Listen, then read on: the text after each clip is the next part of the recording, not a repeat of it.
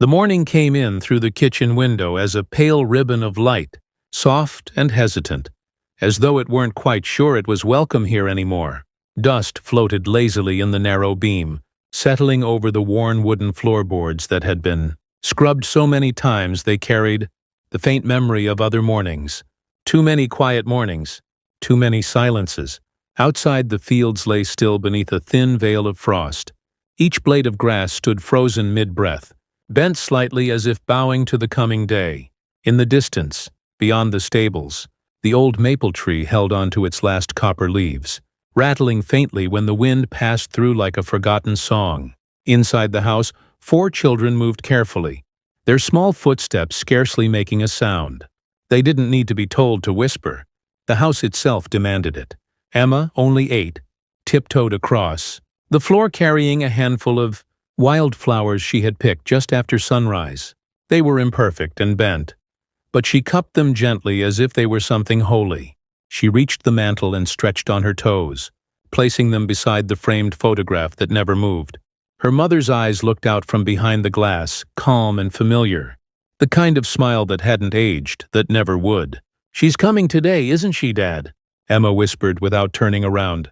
Behind her, Daniel stood at the sink, his sleeves rolled, hands submerged in cloudy water. He didn't answer right away. He simply held still, as if the moment itself had weight and answering too quickly might shatter it. "Yes, sweetheart," he said finally, his voice low and worn smooth by time. "She'll be here before noon." Emma nodded once, as if that knowledge was a rule of the universe and not just a simple fact. Every year, just the same. Nothing changed, except everything had. Behind her, 12-year-old Jacob adjusted the dining table chairs, lining them up with careful precision. At 10, Lucy folded linen napkins, the same way their mother had once shown her, corner to corner, then in half again. Even the youngest, 5-year-old Oliver, attempted to mimic the others, though his fingers fumbled clumsily over silverware much too large for his small hands. Thanksgiving had become ritual instead of celebration, a pattern pressed into the years, something that was observed, not enjoyed. Outside, the road that twisted toward the horizon lay empty. Daniel watched it now through the fogged-up glass. He had been watching it for over an hour, though he told himself he wasn't. You don't watch the road for things that aren't meant to come, he thought. But yet, he knew exactly when the wagon crested the far hill. It was always the same, a dark shape against the pale sky, the faint creak of wheels, a familiar silhouette that pulled something tight inside his chest. "Dad?" Lucy's voice trembled with excitement she didn't bother to hide. "I see her." Emma was already running for the door. Jacob followed, snatching Oliver before the little boy could trip over his own feet. The cold air rushed in as the door flew open, bringing with it the smell of earth, leaves, and distant wood smoke. On the dirt path, wrapped in a deep green cloak that fluttered around her legs, stood Clara. She hadn't changed much, not really. Her face was just a little sharper around the edges, her eyes more knowing, her smile quieter now but no less warm, the same as the woman who had once sat at their table, not as a guest, but as family long before tragedy gave it a strange new name, before she had become the sister of a memory. "Emma?" Clara laughed as the girl collided into her legs. "Must you try to knock me over every year?" "I miss you," Emma said against her coat. "I'm only gone a little while, darling," Clara replied, though her eyes flicked toward the house, toward Daniel. Jacob helped unload her small bag. Lucy hugged her tightly. Oliver wrapped his tiny arms around her knee and looked up at her as if she had descended out of a story instead of from the road. Daniel finally stepped onto the porch. The air between them shifted. Heavy, familiar, awkward and aching, like an old wound pressed too hard. "You made good time," he said simply. "The roads were kind to me," Clara replied. "They usually are, when they lead here." For a moment neither of them moved. Too many words sat unspoken. Too many memories cluttered the space between them. Then Daniel took her bag. Their fingers brushed. He dropped his hand as if he had touched fire. "Come in," he said, turning toward the door before she could read the look on his face. Inside, the house slowly filled with life again. Clara moved into the kitchen as though she had never left it. Her hands remembered where things were kept. Her eyes found the spice rack without asking. She tied a faded apron around her waist and began working beside Lucy, her movements light but sure. Daniel tried not to watch her, but every sound of her voice stirred the space his wife had left behind. And somehow, didn't feel like betrayal. It felt like remembering something he was afraid to remember too clearly. "You've grown," Clara said softly to Jacob as she passed him a bowl of peeled carrots. "You look more like your father every year." "Is that a compliment?" he muttered with a faint grin. "It is, when it comes from me." The kitchen filled with warmth, with sound, with the faint echo of laughter that hadn't lived here in a long time. Yet under it all, like a quiet river beneath the floor, ran something else. Something careful, something restrained. Later that afternoon, Clara carried a basket of herbs out to the small garden behind the house. The wind brushed against her face, and for a moment she closed her eyes, inhaling the scent of soil and dying leaves. She had missed this place more than she had ever been brave enough to say. Footsteps crunched behind her. "You always cut them too close to the stem," Daniel said. She smiled faintly without turning. "You always notice things that don't matter." "They matter to me." The words hung in the air, heavier than he intended. Clara turned slowly. "That's dangerous, Daniel." "So is silence." They stood several paces apart, yet it felt as though the distance carried entire seasons between them. "I don't stay long," she reminded him, her voice softer now. "I never have." "Maybe that's the problem," he replied. Something flickered in her gaze, but she looked away. Inside the house, unseen by either of them, Jacob watched from the upstairs window. He saw the way his father stood, the way Clara held herself so rigid, as if denying gravity itself. He pressed his hand to the cold glass. Mama knew, he thought. He didn't say it. Not yet. That night, after the children had fallen asleep, Daniel sat alone at the kitchen table. The candle beside him guttered and swayed. He stared at the empty chair across from him, the one he still couldn't bring himself to move away. From the hallway he heard soft footsteps. "You should sleep," Clara said gently. "I'm afraid of dreaming," he replied. "Dreams don't hurt. It's the waking up that does." She sat opposite him, keeping the table like a border between their hands. "You never told me how lonely it became," she whispered. "You never asked. I thought it would be kinder that way." He looked at her then. Really looked? As though the years peeled away for one long, stolen second. "I don't need kindness anymore," he said. "I need truth." Outside, the wind sighed through bare branches. Somewhere in the dark, an owl called once, then fell silent. Clara rose slowly. "Tomorrow is a long day," she said. "Yes." "And after that I go back to town." "Yes." Neither of them moved. "Good night, Daniel." "Good night, Clara." She left the room. The air she had touched still felt warm. Daniel closed his eyes. And for the first time in years, when he imagined the future, he didn't see an empty house. He saw her, and it terrified him. The first snow arrived quietly in the night. By morning, the world had softened into white. Fences outlined in silver, rooftops dusted like sugared bread, the road reduced to a pale ribbon disappearing into the trees. Inside the house the air was heavy, with heat from the stove and the unmistakable scent of cinnamon and apple. Clara stood at the window with a mug cradled in her hands. She had slept little. Her thoughts had twisted like the bare branches outside. Behind her, Emma stirred in her blankets on the small couch by the fire. "You're still here," the girl murmured sleepily. "Yes," Clara said softly.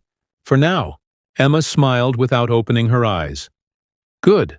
That single word struck deeper than any question might have. In the kitchen, Lucy was already awake, carefully laying out dough for bread. She had taken over responsibilities long before her age, should have made her wise enough to carry them. She looked up when Clara entered. "Are you leaving today?" she asked quietly. "No." Lucy nodded once, as if relieved, and returned to her task.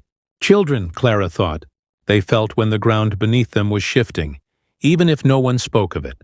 Daniel came in moments later, brushing snow from his shoulders. He paused when he saw Clara. "Still here?" A mix of relief and dread crossed his face. "You're up early," he said. "I never slept well here," she replied simply. "You used to." She gave him a soft look. That was a different life. An unspoken truth hung between them.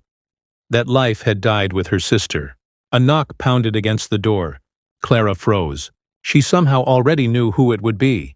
Daniel opened it to reveal Martha Collins, wrapped in a dark shawl, her lips pinched in polite disapproval disguised as a smile. Snow dusted the hem of her dress as she stepped inside without waiting to be invited.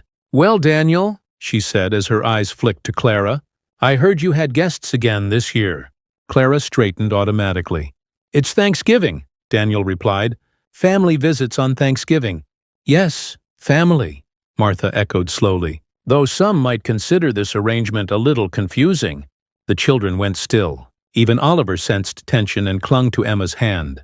"I baked a pie," Martha said, placing it firmly on the counter as if marking territory. "Apple, like your late wife used to make. The town remembers." Silence thickened. "I also heard Miss Clara has been seen in town quite often lately," Martha continued, her sweet tone threaded with quiet accusation. "Nearly as much as some men's wives." Clara kept her face calm, but her knuckles whitened around the edge of the counter. "I stay at the boarding house," she said, voice steady. "I come here only when invited. For the children." "And for more?" Martha's eyes glinted. Daniel stepped forward. "That's enough." Martha's gaze slid to him. "I'm only concerned with decency. A man alone with children. He is permitted compassion. But society does not tolerate confusion of sentiment." "You may go now," Daniel said flatly. Her smile never wavered, but her eyes hardened. "Just remember, Daniel," she murmured, "a man's reputation doesn't belong to him alone. It belongs to his children, too." With that, she swept back out into the cold. The door shut. No one spoke. Emma finally broke the silence.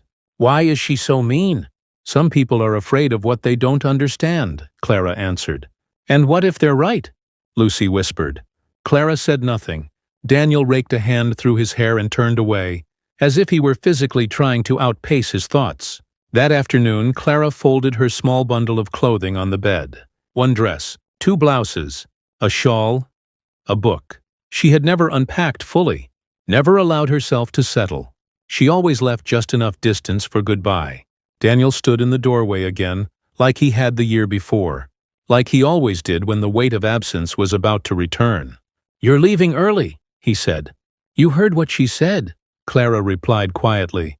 "People already talk. I'm not here to become a scandal." "Let them talk. It's not just about you." He clenched his jaw. "Stay for dinner at least." "I will. But after that, I have to go." A pause. "You don't have to," he whispered. "Yes, I do." He watched her pack as if each folded piece shoved something deeper into his chest. Downstairs, Jacob gathered his brothers and sisters in the old storage room near the stairs. The one where their mother used to hide Christmas gifts. "We can't let her leave," Emma said firmly. "She always leaves," Lucy replied. "Not tonight," Jacob said. Oliver's lip trembled. "She feels like Mama's song." Silence. Jacob looked at the door, as if he expected their mother's voice to whisper through it. "She trusted me with something," he finally said. The others froze. "Before she died, she said these moments would come. She said Father would try to be brave, but would forget how to be happy." Emma stepped closer. "What did she say about Aunt Clara?" Jacob swallowed. "She said love doesn't stop when a body does. It just changes shape." Lucy's eyes filled with tears. "What do we do?" Jacob looked up, suddenly older than 14 years should ever allow. "We tell them the truth tonight." Back in the kitchen, the food filled the space with warmth. Turkey, roast vegetables, fresh bread, and a pie untouched by Martha's shadow. The family gathered around the table as it grew darker outside. Clara sat in her usual chair, like a visitor, like a memory, like something borrowed instead of belonging. Daniel stood at the head, hands planted on the wood as though steadying himself against invisible waves. He looked at his children. He looked at Clara. He looked at the empty space his wife once filled. "Before we eat," he began. Emma stood first. Her voice trembled but did not break. "Why do you always have to go, Aunt Clara?" A hush fell over the table. Clara opened her mouth, but nothing came out. Daniel's heart pounded like a warning drum. Jacob rose slowly next. "Mama said something before she died," he said quietly. "She asked me to keep it until the right moment." Everyone looked at him. "She said she knew you would love again," even if you tried not to." Daniel's breath left him. She said happiness is not betrayal. She said Clara wasn't here by accident. Clara gasped softly. She said, "Tell her I trust her with my children. Tell her I chose her to finish what I could not." The words echoed through the room as though they had been spoken by the dead herself. Tears slid down Clara's cheeks. Daniel walked toward her slowly, like a man relearning how to stand. "You were never just visiting, were you?" he asked. "No," she whispered. "I was waiting." He reached for her hand, and this time he did not pull away. "You don't have to go," he said firmly. "Say it again. Stay." The word fell like a blessing.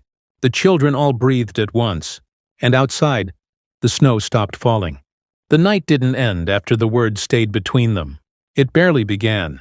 Outside, the sky bruised from pale gray to deep indigo.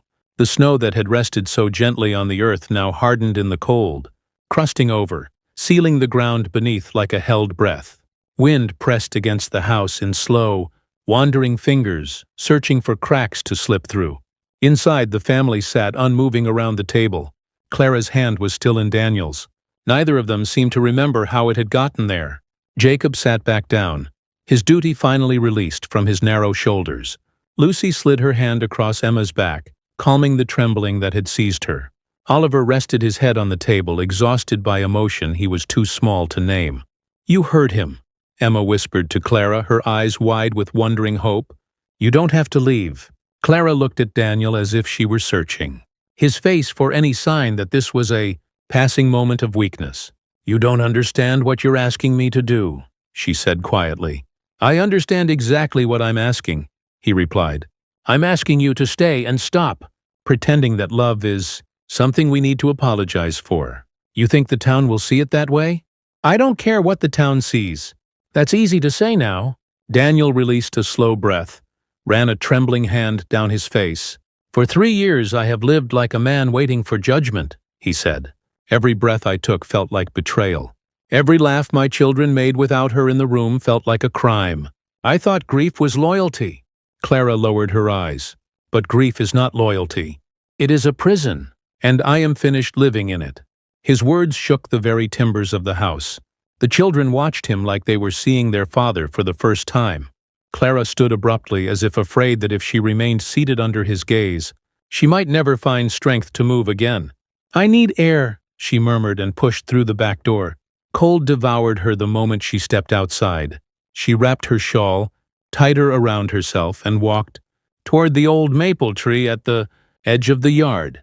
Snow crunched beneath her boots, the sound loud in the overwhelming quiet. Behind her, she sensed him before she heard him. "You always walk here," Daniel said. "It's where your wife used to sit and read," she replied. "I come here to talk to her." His chest tightened. "And what does she say?" "That I am a coward," Clara whispered. He stopped a few feet away.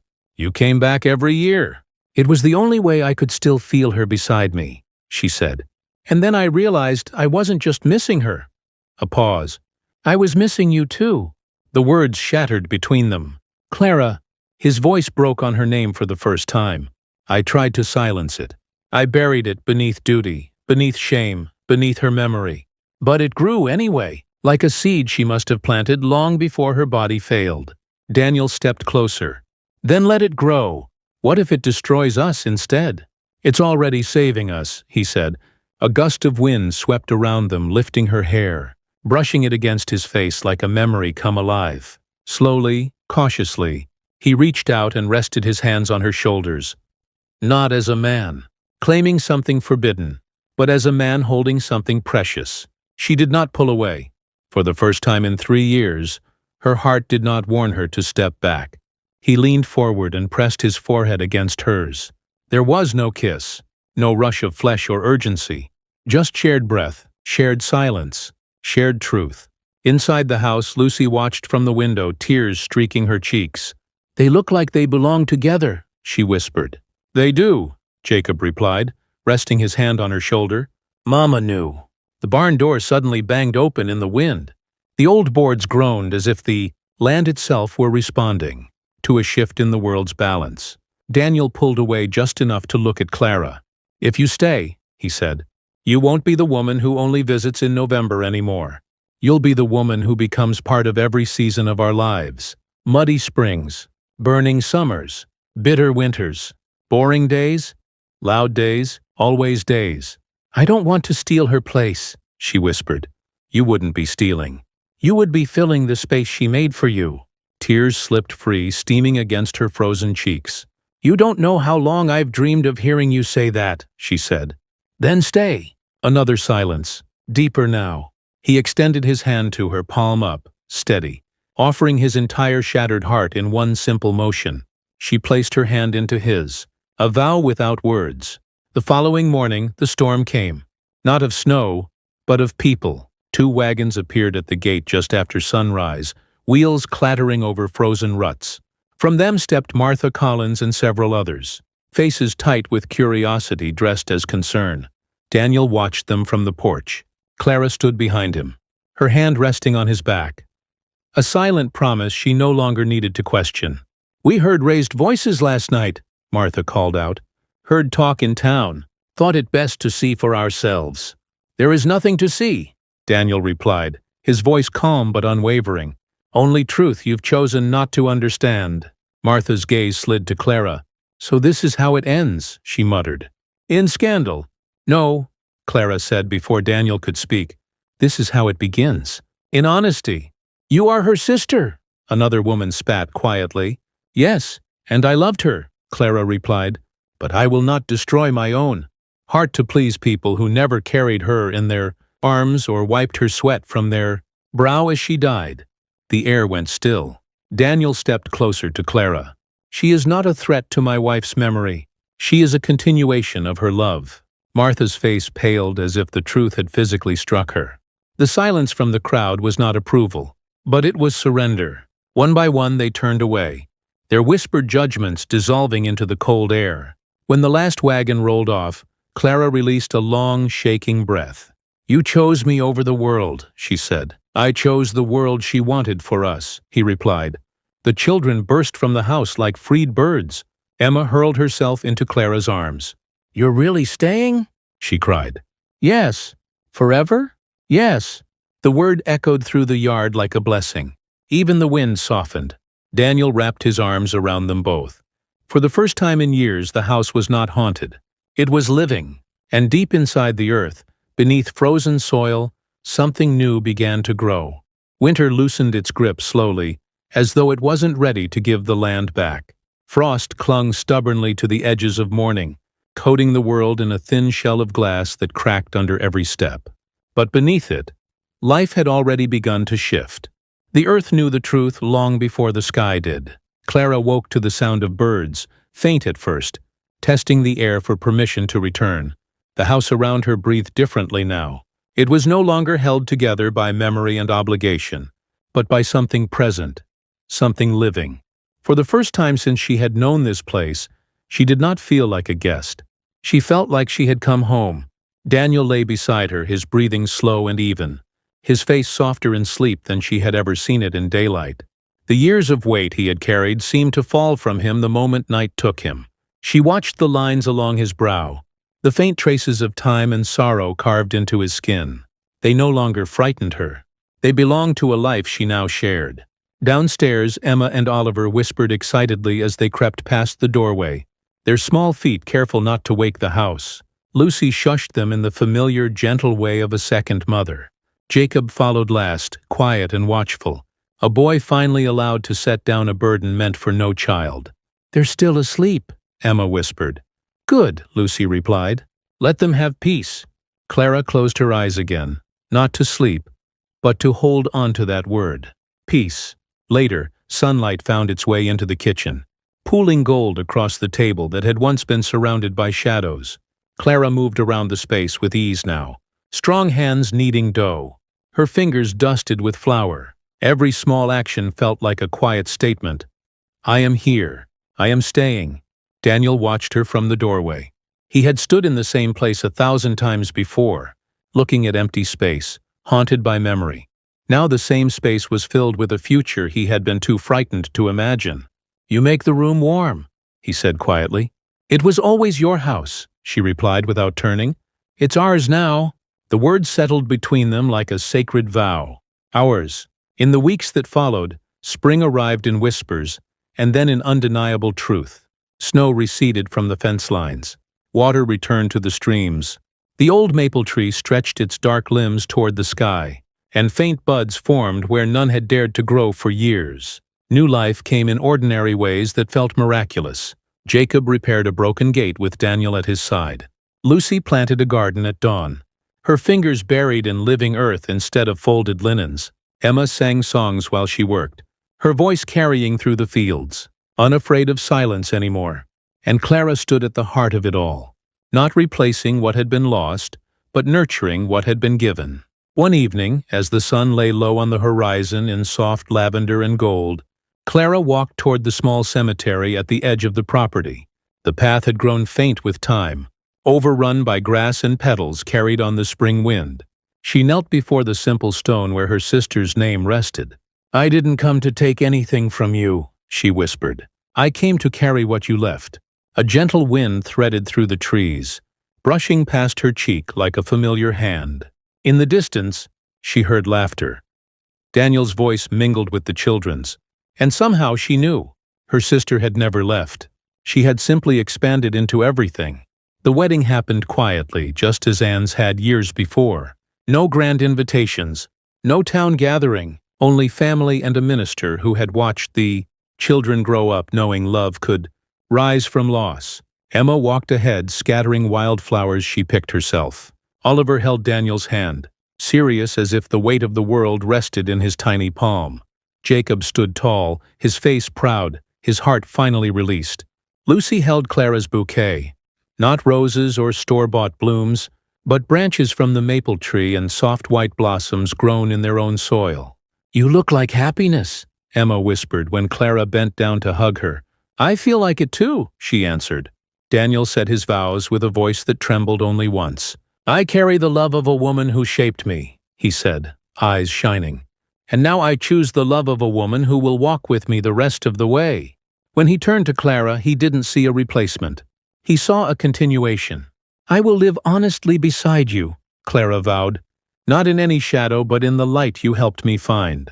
When they kissed, the wind surged through the field as if the land itself approved. No one cried for what had been lost that day. They cried because what was found was bigger, stronger. True. That evening, they sat together on the steps of the house, the same place where Daniel had once asked the stars for guidance. Now the sky answered without words. "I thought love ended when she died," he said softly. Clara leaned her head against his shoulder. "Love never ends," she replied. "It just waits until the heart becomes brave enough to recognize it again." Inside the children's, laughter floated around warm walls, filled with light instead of echoes. Somewhere Emma began to hum an old tune her mother once sang, and instead of sadness, the song carried peace. Daniel closed his eyes and held Clara a little tighter. "I don't count the days until the pain fades anymore," he whispered. "Now I count the days we get to live." She smiled. "So do I." The house that once held an absence now held a family. The land that once knew only sorrow now cradled joy. And the love that once ended had never truly left at all. It had simply been waiting, patient and eternal, for the right moment to bloom.